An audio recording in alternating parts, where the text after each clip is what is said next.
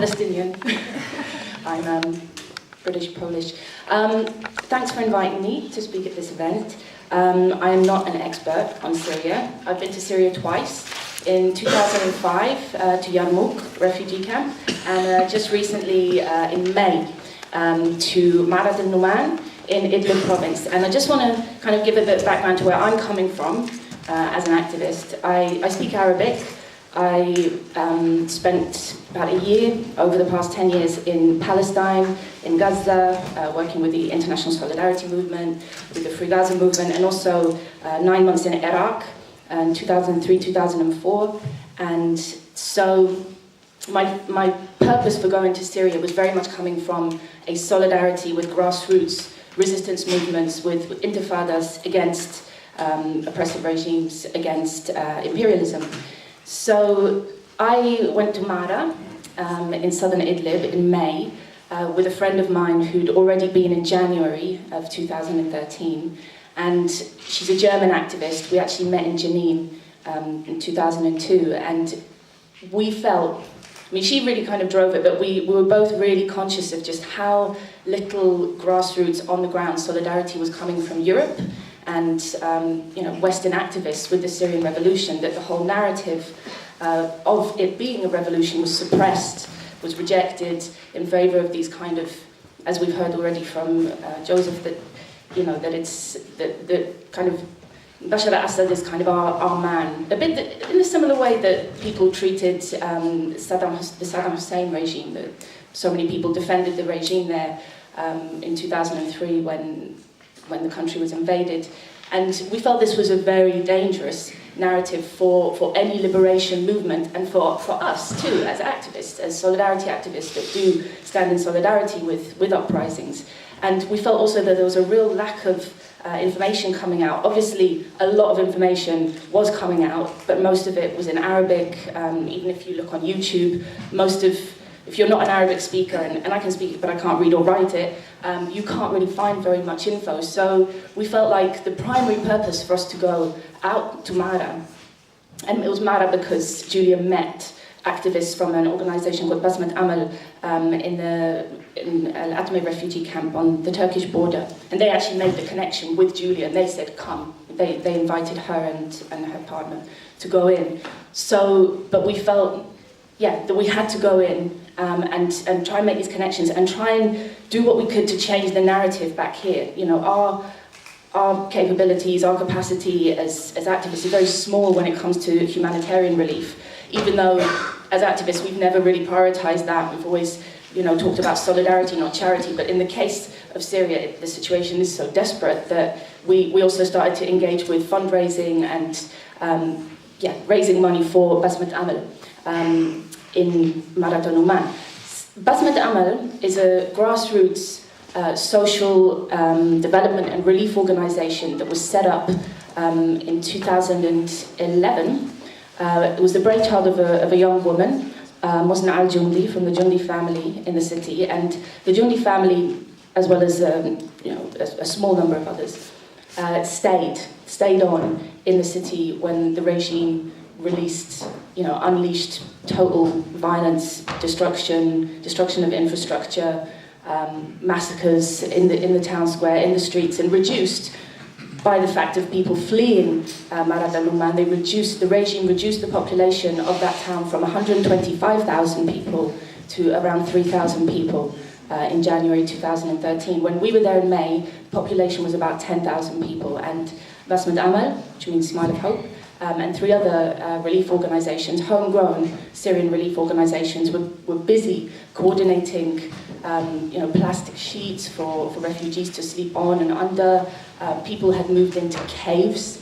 People had actually moved into this kind of museum exhibit of ancient caves and homes because there was so little housing left, because basically about 50% of the town was flattened by the regime air force. And when we were there, it was still being shelled on a daily basis from a nearby military base. And most of the armed resistance there was the Free Army, and there was about 2,000 fighters there.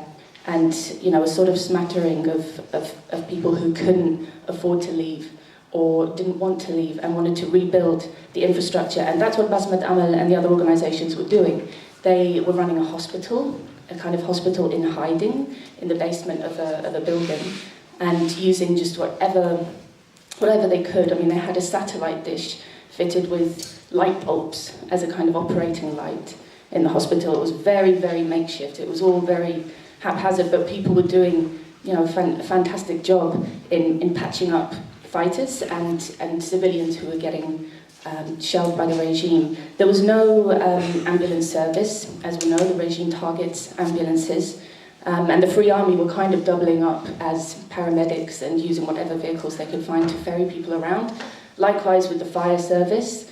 Also the regime has targeted civil defence, fire service. So there was, that was also very, very makeshift. And despite this, people still had hope, people were still organising, and they were rebuilding their society without dictatorship, without the regime, and along non-sectarian and grassroots mutual solidarity lines.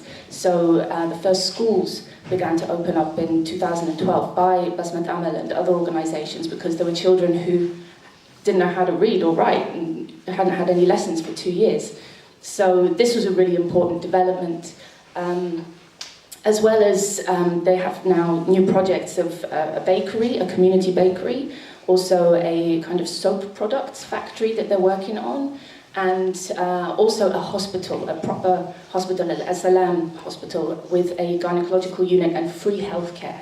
So as an organisation, Basmat Amal are very conscious of the Assad regime's impoverishment of the Syrian people and capitalism, and they want a not-for-profit society, and they're trying to create a kind of low-priced product supermarket there as well. And I know this is being mirrored elsewhere in Syria. And the reason for trying to kind of have a kind of low-priced product supermarket chain is that prices are very wildly, according to who has access to resources to sell. The price of cooking gas went up, 300%. The price of water, because the water system had been shelled in Mara, so everything had to be brought in by truck. I mean, this was unaffordable for most people. So to be able to provide as many social services, public services for free as possible was not only the moral thing to do, but it's also a vision of the future, of a kind of society without dictatorship, without capitalism, and with full equality. So we were very inspired by Basmat Amal. And how much longer have I got? Well, actually, you have 4 minutes. Okay. So we were very inspired by Basmat Amal. Some other activists went out there as well to Maida. And, we focused on this place and this organisation because we don't know other organisations, and we're not going to go travelling around Syria in search of them because it's extremely dangerous. And also, we have to focus on what we can in our hands, cope with. So some other activists went out there as well, and we have a network now. It's called Witness Syria. It's made up of Palestinian, Syrian, Danish, German, Turkish, Polish, British activists, and so far a Swedish and 2 Danish activists have gone out there as well, and we did some fundraising initiatives based on our experience of being there and asking Basmat Amal what was most useful for them, and we just recently raised enough euros, a few thousand euros, for telecommunication masts. This was a priority in Ma'ara because the regime had bombed the telecommunication system, so you had no mobile phones, very little internet access. There were some internet cafes that were used by the resistance, but they weren't really for public use. So it was really important for people to be able to connect with each other, to communicate with each other and the outside world in order to self-organise. So we felt like this was a really good use of funds and of our support. So we raised enough money for that, and since then we've carried on fundraising. We had a gig in Brixton that raised about £1,000, Mark, and that's going towards the project of Basmat Amal. And really, for us, it's just important to have these links, to have these connections, because we need to find each other. Paul Mason talks about this in his book, Why It's All Kicking Off Everywhere, and it kind of comes from this French party, Parti Imaginaire, which is an anti-capitalist group in France, and it's a basic principle of how we're going to, I think, overthrow oppressive regimes, oppressive structures, capitalism around the world. We have to connect, we have to find a commonality and a common ground, and it does exist everywhere. We are everywhere. And so it's important for people from this country, from all over the world, to make connections on the terms of Syrian grassroots resistance, but to meet and to struggle together, because we are fighting for the same thing.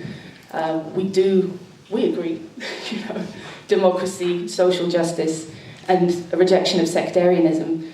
So on this basis, it's really important to promote those values, those organisations that are doing that work, and do it together in whichever way we can. And I feel this conference is really important in trying to start to really catalyse that process forward. It's already happening elsewhere in the world. I know there are some committees in Sweden and obviously in Lebanon and Egypt. There's a lot of mutual aid and solidarity, but this country still has a long way to go, and the left or activists still have a long way to go here, but inshallah. Thank you.